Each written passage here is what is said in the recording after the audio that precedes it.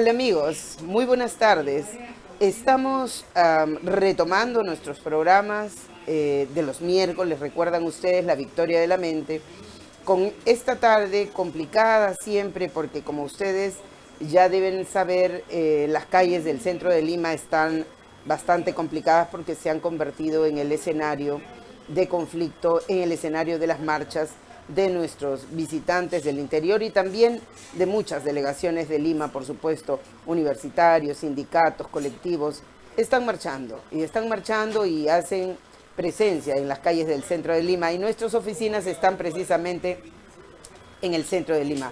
Muchas gracias a los que siempre se conectan y por supuesto nos escuchan y nos comparten.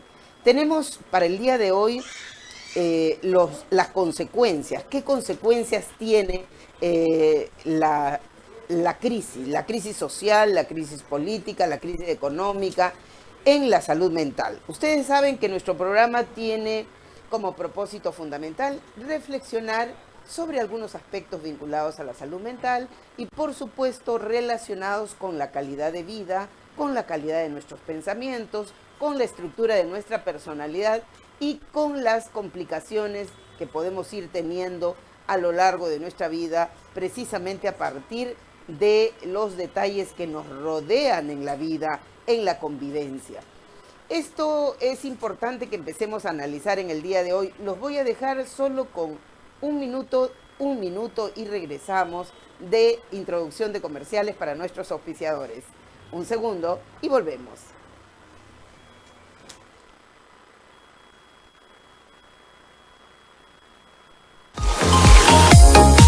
¿Deseas tener tu propio programa? Global Studio TV te da la oportunidad de realizarlo, donde podrás comunicar diversas especialidades y formatos.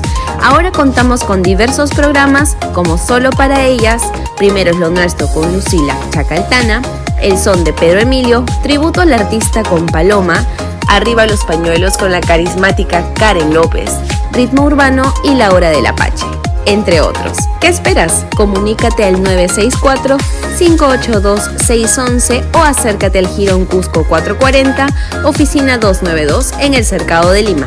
Te esperamos. Sé parte de Global Studio y disfruta de tu programa.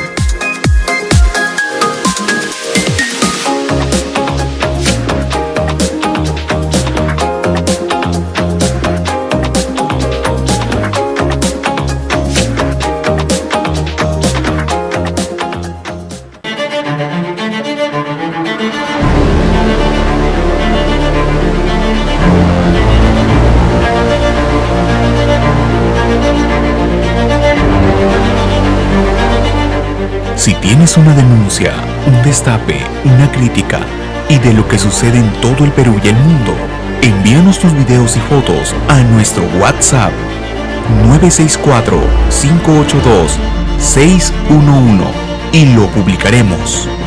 Somos un medio que comparte información. Somos Global Studio TV.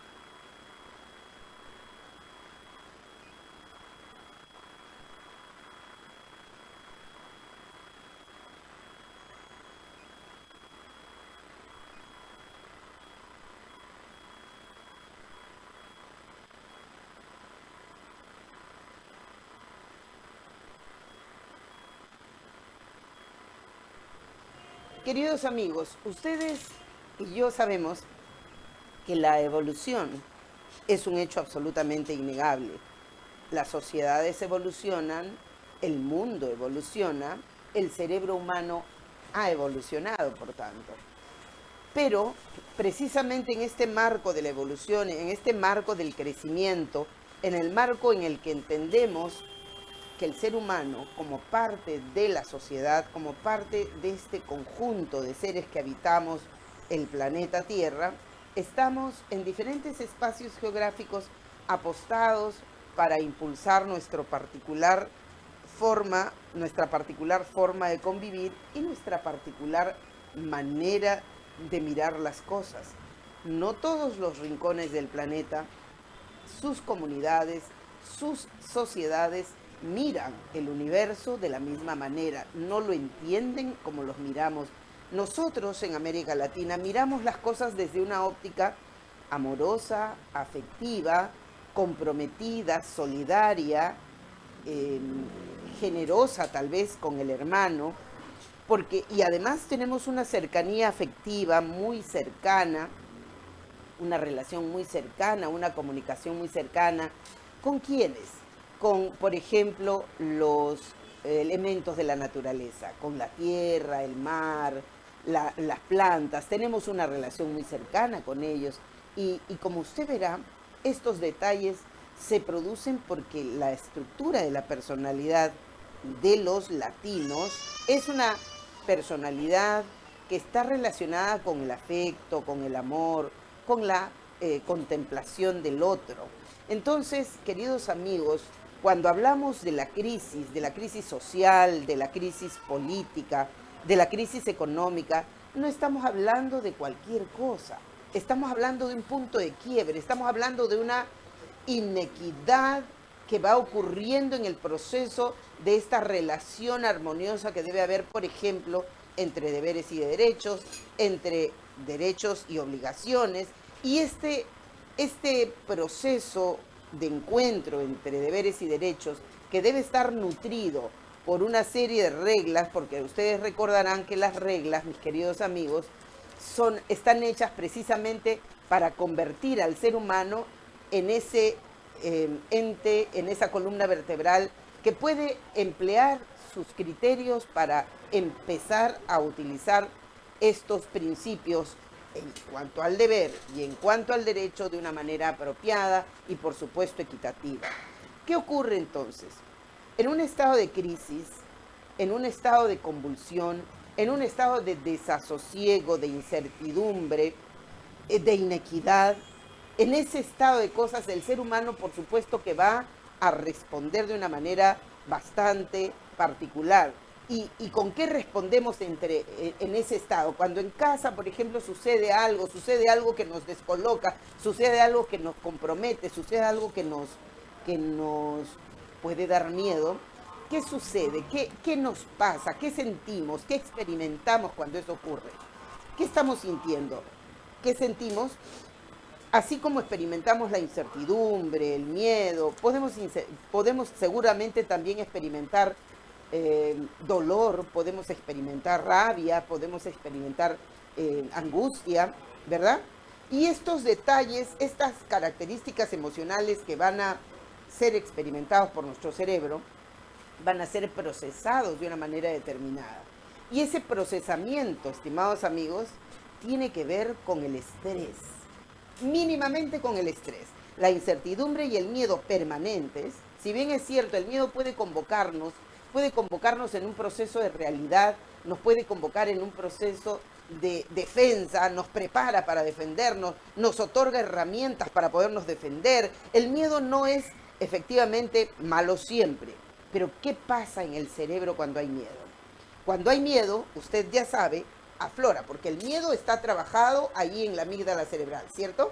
Pero ¿qué pasa cuando aparece efectivamente un elemento que colateralmente a la adrenalina que está produciéndose allí en el cerebro y la amígdala cerebral va haciendo su trabajo? Aparece, por supuesto, este estado en la amígdala cerebral emocional que va a impulsar el crecimiento de la producción interna de cortisol. Y entonces mire usted lo que ocurre cuando el cortisol aumenta. Cuando hay miedo, siempre el cortisol aumenta. ¿Y qué nos pasa? El cortisol nos prepara para defendernos, nos prepara para estar listos a la defensa. Y si parte de la defensa es el ataque, pues también para el ataque. Así se prepara el cerebro para defenderse de algo que acontece en su entorno y que le parece que pudiera ponerlo en peligro. Ese estado de amenaza que está capturando mi amígdala cerebral nos informa y nos impele a actuar de una manera defensiva. Y esa actitud defensiva, queridos amigos, tiene que ver con ese cortisol que va aumentando. Y eso ocurre, por ejemplo, nos defendemos de un ataque de un asaltante, nos defendemos del ataque de la furia homicida de alguien, nos podemos defender en ese momento y el cortisol aumenta. Espera sus 6 horas el cortisol y empieza a bajar. Pero ¿qué sucede si ese cortisol se mantiene en alza permanentemente? ¿Qué sucede en el cerebro humano si ese cortisol y esa adrenalina crecen y se sostienen allá arriba porque la incertidumbre, el miedo, la amenaza no cede? El estado de inseguridad no cede. ¿Qué pasa con ese cerebro? Lo que está aconteciendo es que el cerebro cada vez más se está intoxicando de grandes cantidades de adrenalina y de grandes cantidades de cortisol. Y así como yo les decía que la evolución, el desarrollo nos ha hecho sentir algunos elementos, por supuesto, de compromiso en el que nosotros vamos a participar y en el que nosotros no podemos estar exentos, si bien es cierto, hoy el ser humano cobija este cerebro cortical maravilloso que nos permite reflexionar y razonar. Hace 500 millones de años nuestro cerebro tenía esa presentación, el cerebro reptil, el cerebro básico, el cerebro primario, el cerebro animal, el cerebro que solo permitía comer, dormir, copular y defecar. Después, 200 millones de años después, aparece el cerebro límbico, el cerebro de las emociones, el cerebro que nos involucra más a las mujeres, el cerebro que nos permite distinguir lo que nos gusta de lo que no nos gusta, lo que nos asusta de lo que nos agrada. Pero 200 millones de años después aparece este cerebro que hoy nos hace lucir como humanos, que es el cerebro cortical. Pero claro, el cerebro cortical no significa que los otros hayan desaparecido, los involucra, los contiene y los gestiona. ¿Me oyó? Los gestiona. ¿Qué pasa cuando esa gestión, estimados amigos, no está siendo presente ni visible? No nos estamos dando cuenta de que existe esa gestión. No nos estamos dando cuenta. Y pasa de que esa gestión tal vez para nosotros es como percatarnos de que algo no está terminado, de que algo nos escapa a nuestro control. Muchas veces decimos, tienes ganas de llorar, pues aguántate. ¿Cuántas veces, por ejemplo, a los hombres les han dicho a lo largo de la historia de su formación, por lo menos en estos países de América Latina con mayor preferencia, les han enseñado a los hombres a que no se llora porque hay que aguantarse como los machos? Y entonces se tragaban las lágrimas y no podían llorar, mostrando una cara aparentemente de fortaleza, aparentemente de dureza, aparentemente porque sabemos perfectamente que los hombres sienten tan igual que las mujeres porque son seres humanos. Sin embargo, esto que significa control, que contiene la represión, es decir, me contengo, me aguanto, muerdo, lo guardo para adentro, se queda, desaparece, se convierte en ¿qué? No se queda, por supuesto, no desaparece, se convierte en algo que se guarda en el almacén sensorial. Y créame que eso que guardamos en el almacén sensorial no es nada bonito.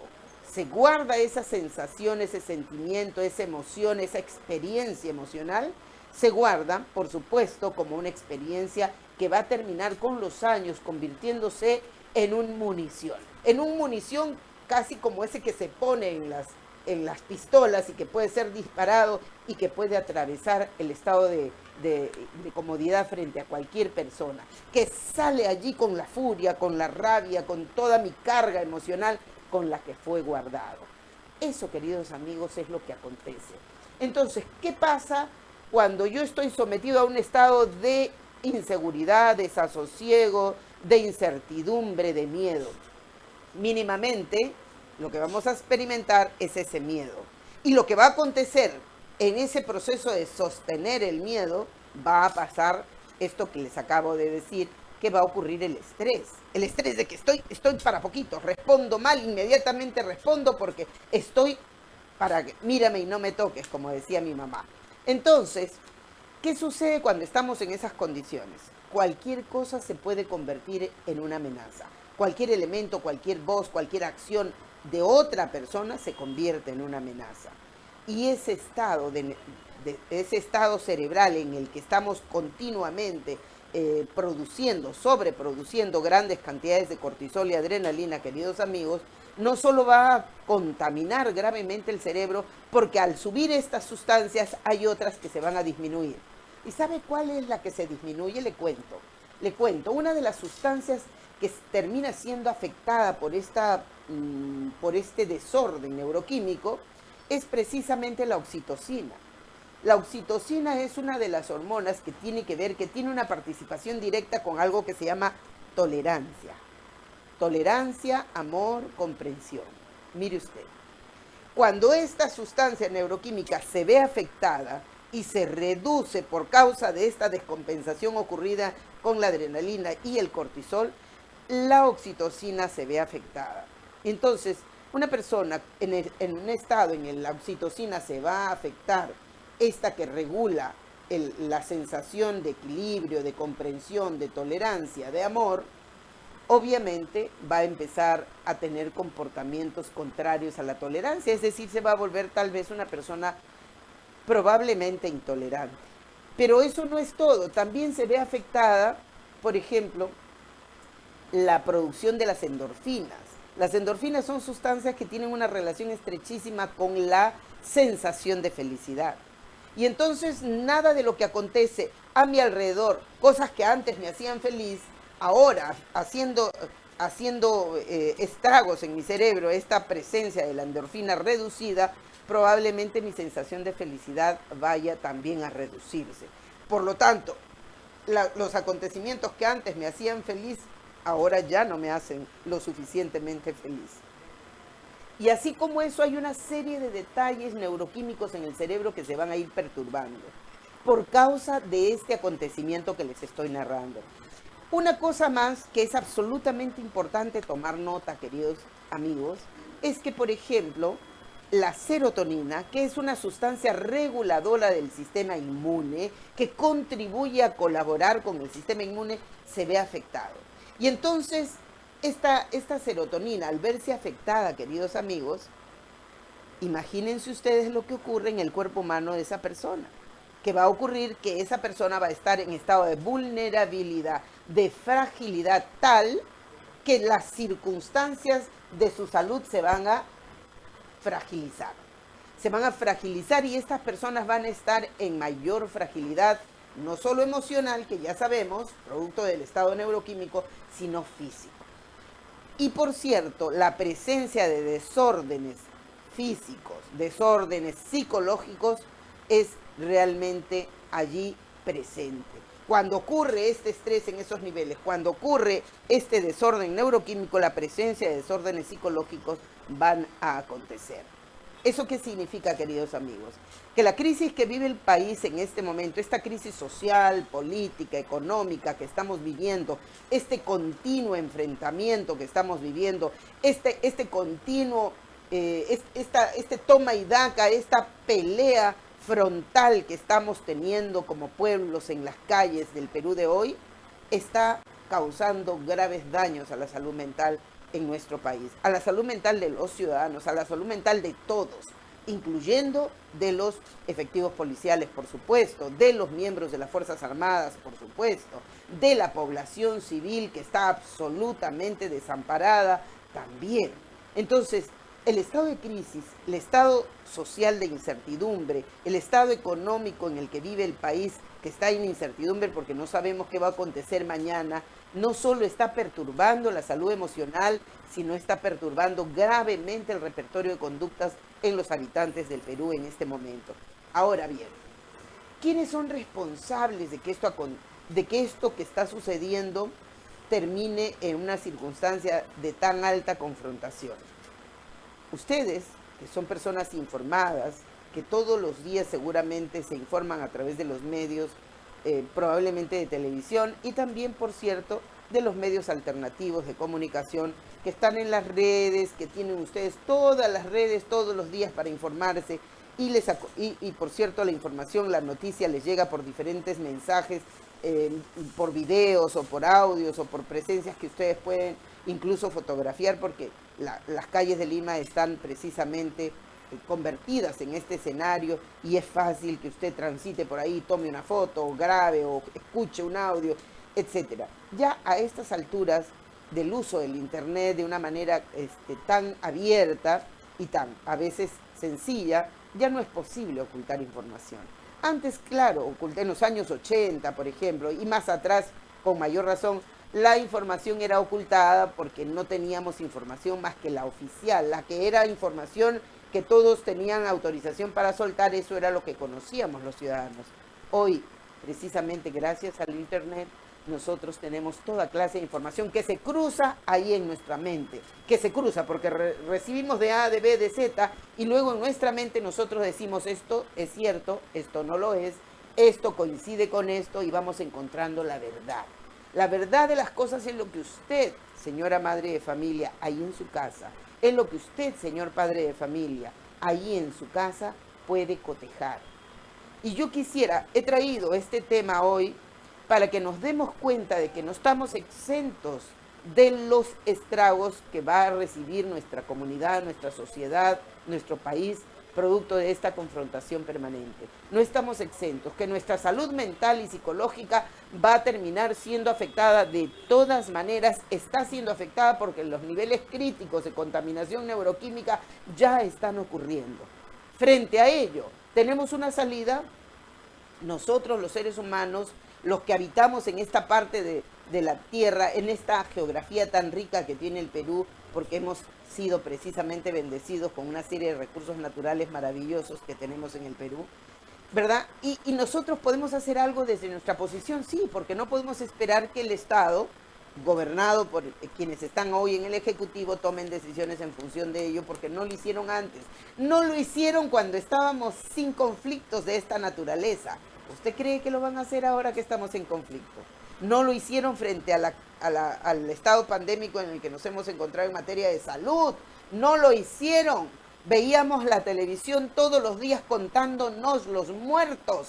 ¿Recuerda usted? Ya van 1000, ya van 2000, ya van 3000, ya van 5000. Todos los días nos contaban los muertos y no había una sola voz autorizada, consciente, responsable que salga al frente y le diga un momentito, paren la cuenta, dejen de darle la cuenta a los ciudadanos, porque ¿qué teníamos que hacer nosotros conociendo cuántos muertos seguían cada día? ¿Qué teníamos que hacer? ¿Qué podíamos hacer nosotros respecto de esa información? Nada. Lo único que estaba aconteciendo era que aumentaban más nuestro miedo, más nuestra incertidumbre y fragilizaban más nuestro estado de salud. Entonces, la pandemia ha sido muy destructiva para el ser humano. Para nosotros en el Perú lo ha sido doblemente porque éramos un país que no estaba no solo preparado desde la estructura, desde la infraestructura, desde la logística, no estábamos preparados para enfrentar ninguna clase de pandemia, menos una pandemia que cursaba no solo el tema de la salud física y que nos ponía en peligro mortal, sino también no teníamos capacidad para enfrentar el tema de la salud mental. Y este punto en particular, debo decir, subrayar, que el estado de la salud mental ha sido precisamente el estado abandonado totalmente a lo largo de todos estos años. La salud mental ha sido siempre el patito feo que no se ha involucrado, que no se ha comprometido, que no se ha incorporado en el abordaje de políticas de Estado para ser atendido. El Estado ha percibido la sensación de que la salud es solamente la salud física, que la salud solo incluye el tema del hígado, el estómago y las consecuencias desordenadas que pudieran causar algún problema de salud física, que nos preocupemos por si nos duele el estómago, porque si tenemos una enfermedad física, por eso se preocuparon para hacer campañas y cuanto hay. Pero ¿se preocuparon por el estado de salud mental alguna vez? ¿Se preocuparon por establecer políticas de protección para la salud mental? No, por el contrario, queridos amigos. Nos dieron la ley de salud mental, supuestamente, ley de protección a la salud mental, la 30947, para darnos a partir de esa herramienta supuestas salidas de atención a la salud mental. Pero ¿saben ustedes qué contiene esa ley, entre otras cosas? contiene, por ejemplo, la visión supuestamente comunitaria de la salud. Pero esa visión comunitaria de la salud, queridos amigos, no solamente tenía el propósito de intentar hacer un abordaje desde lo colectivo para la salud mental, lo cual podría ser efectivamente un abordaje interesante y complejo y transversal. Sin embargo, junto con esta apariencia de interés comunitario, venía consigo la eliminación de los hospitales psiquiátricos. Debe usted saber que los hospitales psiquiátricos están en proceso de desaparición. Entre ellos el Hospital Larco Herrera, que ahorita ya está en proceso de venta y que ha merecido de parte nuestra rechazo total sostenido desde hace mucho, porque consideramos que los pacientes en estado vulnerable de salud mental que están internados ahora en el Hospital Larco Herrera, que es el único que queda en pie, en realidad pasarían a un estado grave de indefensión que solo los convertiría en un estado de vulnerabilidad tal que, por cierto, no solamente es para ellos esa vulnerabilidad, sino que se traslada también al escenario familiar. ¿Qué hacen las familias de personas con trastornos mentales severos que han sido internados por 10, 15 años en el Larco Herrera y que, por cierto, no tienen posibilidades económicas para hacer un abordaje? Porque ustedes deben saber que la medicina psiquiátrica en nuestro país es absolutamente cara y incluso además considerada imposible de pagar por familias de condición económica bastante sencilla. Entonces, muchos de ellos son precisamente los familiares de personas que están con problemas de salud mental y que se encuentran en este momento recibiendo atención en el Hospital Larco Herrera. Entonces, esta ley, hemos escuchado siempre una frase muy popular: echa la ley, echa la trampa, ¿verdad? Pues este es un caso absolutamente palmario. Se hizo la ley y se hizo una trampa. Nos engañaron diciéndonos, digo, me involucro, porque esta es una ley que pretendía hacernos creer que había un abordaje comunitario más integral, más horizontal, que había una cercanía que creo que en la justificación es importante. Sin embargo, el artículo 25 de esa ley deja en el tapete la desaparición de la presencia significativa del psicólogo como factor de diagnóstico en la comisión de tratamiento que debe consignarse como parte de esta comisión de tratamiento. El artículo 25 precisa que el que preside la comisión debe ser el médico psiquiatra, con lo que estamos de acuerdo, pero dice claramente que a falta de lo debe asumir cualquier otro médico y cualquier especialidad. Imagínense ustedes a un traumatólogo diagnosticando sobre salud mental. Esta es la condición en la que se ha encontrado, por decir algunas de las características que se me ocurren en este momento en el tema de salud mental. Pero la salud mental, queridos amigos, ha sido efectivamente abandonada en nuestro país. No tenemos campañas. ¿Usted ha visto alguna vez una campaña de salud mental para atender, por ejemplo, la salud emocional ahora en el estado postpandémico? No hemos tenido. Tenemos una televisora instalada en el Congreso de la República que ha servido para nada, que bien podría haberse empleado para decirle a los ciudadanos: usted puede hacer esto, que no cuesta, señores del Congreso de la República, en vez de estar cocinando cosas por debajo de la mesa para sabe Dios qué intereses. ¿Por qué no usan esa televisión que tienen, ese aparato, esa infraestructura que tienen instalada para dirigirse a la comunidad, para dirigirse a los ciudadanos? Claro, ustedes no, porque no tienen nada interesante que decirnos. Déjeme por favor expresarme. Los congresistas, si pueden comunicarse, seguramente podrán expresarnos 2 o 4 ideas con las justas, y esas 2 o 4 ideas que tienen capacidad para expresar serán seguramente las de su conveniencia. Bueno, ellos no tienen que decirnos nada porque no tienen nada bueno e interesante que decirnos, salvo que están en condiciones de pedirle la renuncia a la señora Dina Boluarte. Eso podríamos escucharle seguramente con suma tranquilidad. Pero a lo que me refiero es a esto. Podemos considerar que ese aparato, que esa estructura comunicacional que tiene en el Congreso de la República, ¿por qué no lo emplea para decirle a la ciudadanía qué aspectos tiene que considerar y qué no debe hacer para defender su salud mental, para proteger su salud mental? ¿Por qué no toman en cuenta que hay necesidad de atender al ama de casa que está en su casa y que tiene miedo?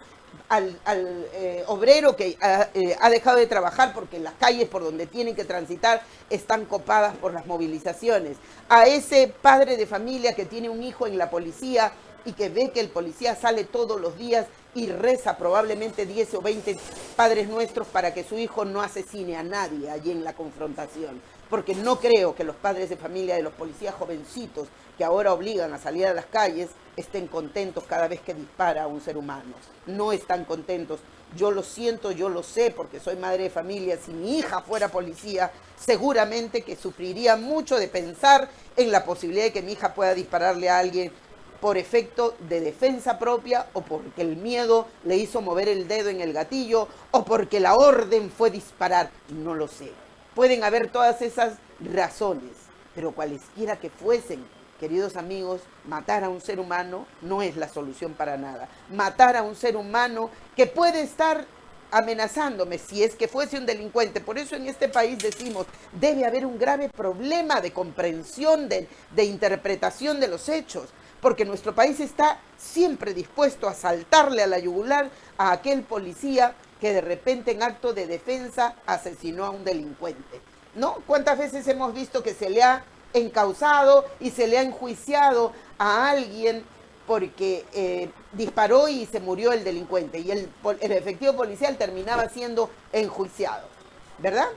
Hoy, ¿qué está sucediendo?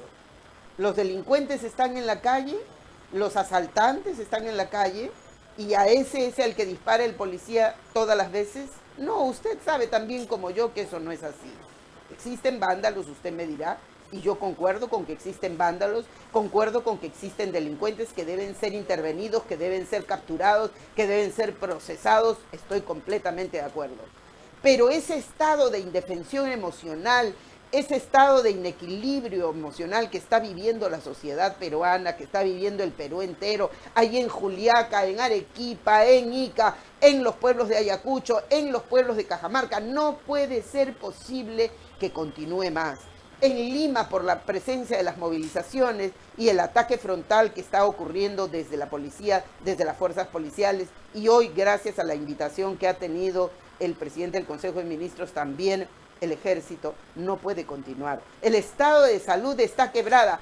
No solo, imagínense ustedes, yo estoy hablando del grado de indefensión que tiene el ser humano, el peruano que está en su casa, que tiene que trabajar todos los días, que está ahí el ama de casa que no sale, que no va a las movilizaciones, que no tiene nada de participación en los conflictos y en las confrontaciones, que está en su casa. ¿Usted cree el estado en el que se encuentra?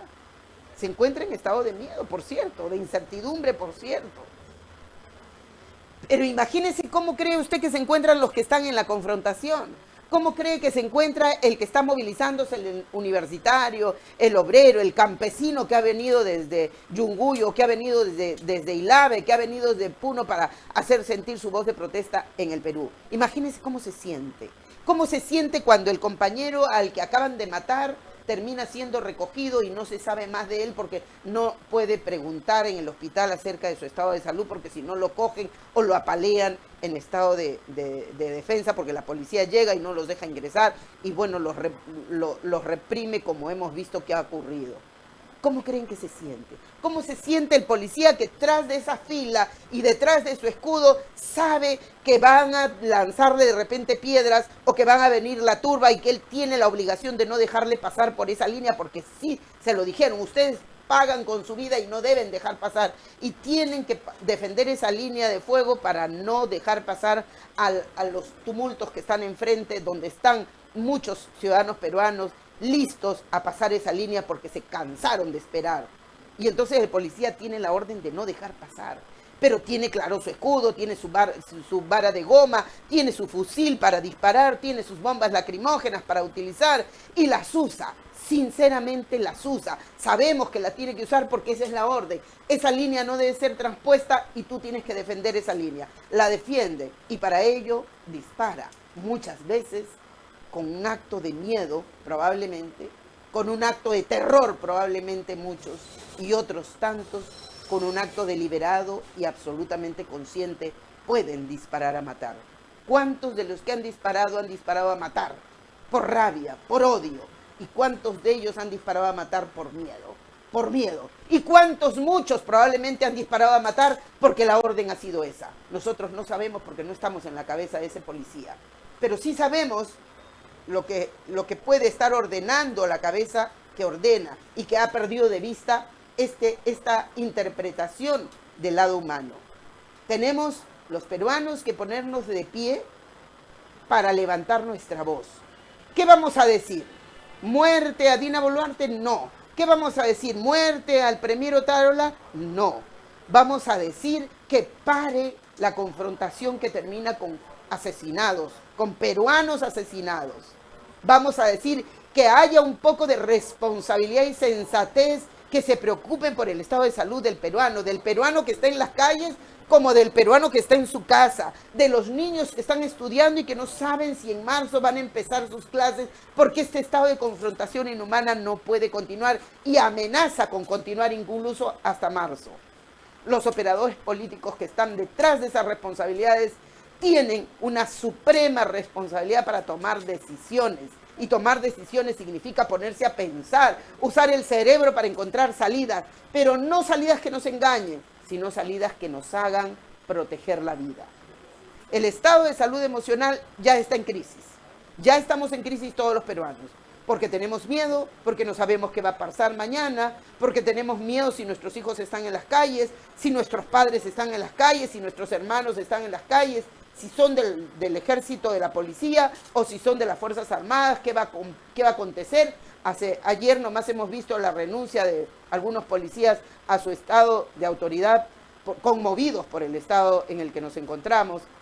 Y por cierto, el estado de incertidumbre se sigue prolongando y no estamos encontrando, avisorando una salida, porque los congresistas no escuchan. Se han vuelto sordos, mudos y ciegos. No escuchan, no piensan, no razonan, no toman decisiones y pretenden seguir tomando decisiones para proteger sus estados de ventaja política y, por cierto, asegurarse regresar al próximo Parlamento.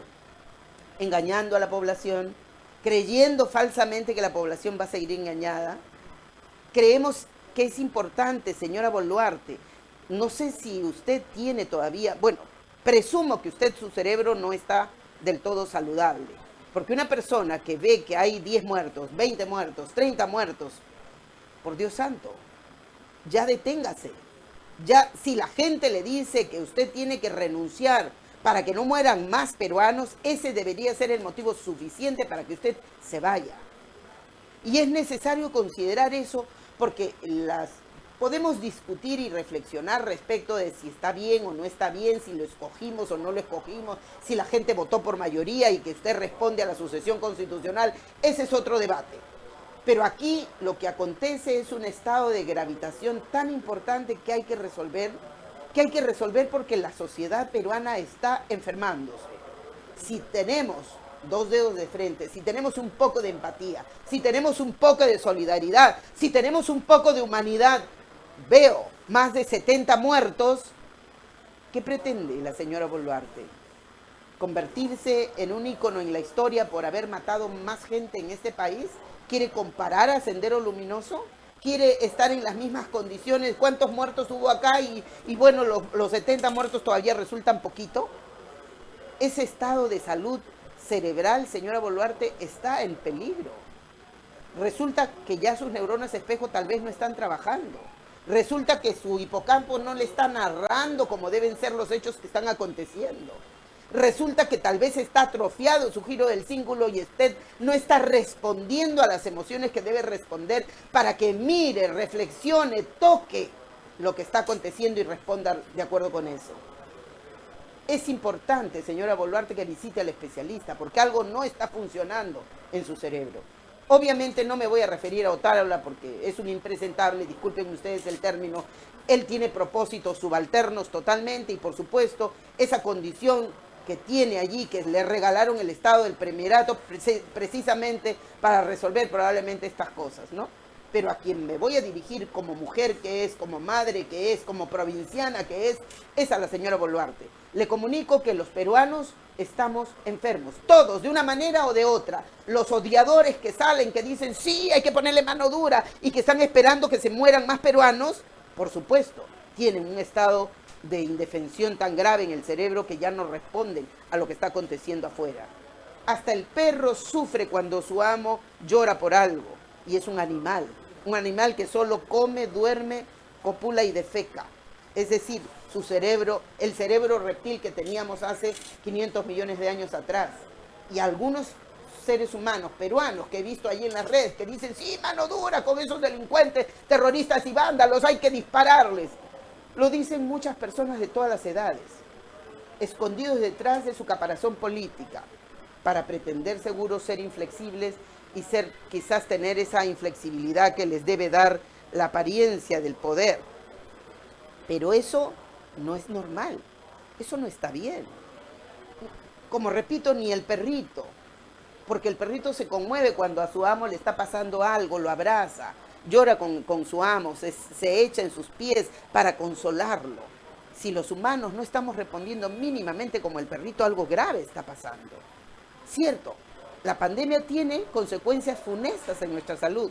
La lexitimia, por ejemplo, la anedonia, por ejemplo, son complicaciones que están ocurriendo. Esta incapacidad para sentir lo que ya hemos sentido tanto. Hemos sentido durante la pandemia tanto miedo que nuestro cerebro se acostumbró y que el cortisol estaba rebotando en grandes cantidades en el cerebro y por lo tanto ya no nos conduele nada, ya no nos conmueve nada. Paren, este es un momento en que tenemos que mirarnos a nosotros mismos y darnos cuenta si nos estamos portando como seres humanos. Nuestra obligación de marcar la distancia entre esta condición de humanidad y el animal primario es lo que nos distingue. Nos distingue del ser humano, del ser animal, nuestra condición de humanidad. ¿Qué es eso? ¿Qué contiene nuestra condición de humanidad? Preocuparnos por el otro, sentir empatía por el otro, tener eso que llamamos bonomía, solidaridad, generosidad, preocuparnos por el dolor ajeno. Puede no ser igual que yo, puede ser incluso un enemigo, pero si yo no me conmueve nada su dolor, ya no es un tema de compromiso o de enemigo político, ya es un tema de salud mental. Y entonces yo debo, para terminar, queridos amigos, exhortar a los peruanos a lo largo y ancho de la República del Perú a defender nuestra salud mental. Siéntese, examine, autoexamínese, reflexione acerca de su conducta, quítese la máscara, quítese ese casco que tiene encima y que le dice debes hacer esto, debes hacer lo otro, no hagas así, no hagas allá, porque de esa manera usted pretende aparentar. Yo sé que aparentan muchos. Pues quítese de esa armadura que le obliga a aparentar. Compórtese a la altura de un ser humano. Nuestra humanidad, el primer compromiso que tiene es no perder su condición de humanidad. Conservar esa distancia entre el ser humano y el animal primario es una obligación de todos los seres humanos a lo largo y ancho del universo. Entonces, usted, querido amigo, que habita en el Perú, que mira el Perú, que no se está condoliendo por lo que acontece en el Perú, le pido, visite al especialista. Probablemente junto con el especialista, que debe estar también perturbado, porque esta es una circunstancia que nos perturba a todos, podamos defender nuestra condición de humanidad. Hagamos de la música un elemento de disfrute particular que nos permita dulcificar los niveles extremos de cortisol que están sucediendo en nuestro cerebro. Y para que aumentemos las cantidades de dopaminas y de endorfinas, la música es una buena posibilidad y un buen elemento. Escuche música bonita. No escuche, por favor, música estridente, golpeadora. Escuche música suave, música bonita, que le induzca, por ejemplo, a tener una actitud tranquila y saludable. Dese espacio para mirarse a sí mismo y para darse cuenta de si sus acciones son humanas o no lo son. Dese una mirada autoanalítica que le permita a usted darse cuenta si usted quisiera que lo que usted está haciendo en este momento también lo haga su hijo. Mírese al espejo emocionalmente y diga lo que yo estoy haciendo, lo que yo estoy sintiendo. ¿Me gustaría ver que lo haga mi hijo o mi hija? Y si su respuesta es sí me gustaría, pues entonces probablemente, y si su respuesta es me gustaría porque no me avergüenzo de lo que estoy diciendo, seguramente está usted actuando bien, probablemente. Pero si a pesar de actuar con esta frialdad, con esta rabia odiadora, usted piensa que le gustaría que su hijo lo haga o su hija lo haga, entonces está usted en peor estado. Porque entonces quiere decir que tampoco le importa su hijo o su hija. Pero lo importante es que echemos una miradita a lo que decimos, a lo que pensamos y a lo que hacemos. Este es un momento importante en que el ser humano que habita en esta geografía tan rica como es el Perú, tiene que ponerse de pie. Ponerse de pie para defender la vida y con ella la salud mental. Si no defendemos la salud mental, no vamos a defender calidad de vida. Vamos a comer, dormir, copular y defecar, que es lo único que nos queda. Yo me resisto. Yo me resisto porque no soy animal primario. Yo me resisto a vivir de esa manera animal. Quiero una vida con calidad. Quiero una vida donde el principio entre deber y derecho no se fracture. Quiero una vida que haya posibilidad de acceder a la justicia y confiar en un Estado porque actúa con vocación de justicia. Quiero vivir en un Estado donde el vecino respete mis derechos y yo me vea, por supuesto, cumpliendo mis obligaciones para con él. Quiero una vida en donde haya posibilidad de sonreírle a mi enemigo político, porque no es en realidad mi enemigo, solo es un contendor político temporal, que puede ser diferente a mí, que puede pensar diferente a mí, pero que tengo la obligación de considerar, de respetar, de defender y de proteger en su vida porque es un ser humano. Defendamos, queridos amigos, nuestra condición de humanidad. No dejemos que la animalidad nos gane. Hagamos fuerza con Dios, que estoy segura que está presente para hacernos sentir que tenemos su protección, que tenemos su reflejo. Pensemos como pensaría de repente Jesús. Quizás recordamos cuando Jesús decía, ¿verdad? El quinto, no matar, de ningún modo. Y pensemos como decía Jesús, amaos los unos a los otros. ¿Eso es muy difícil? Quizás en ese esfuerzo podamos recuperar esa profunda condición de humanidad que tenemos guardada y que la tenemos presente y que está en todas partes. No dejemos que la animalidad nos gane.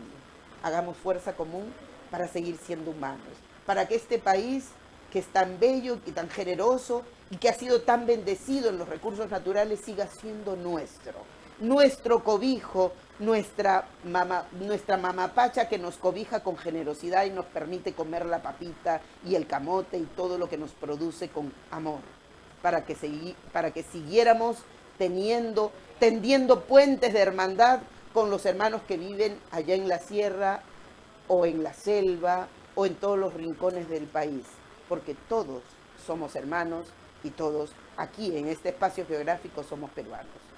Defender nuestra humanidad es un compromiso, porque junto con ello vamos a estar en condiciones de defender nuestra salud mental.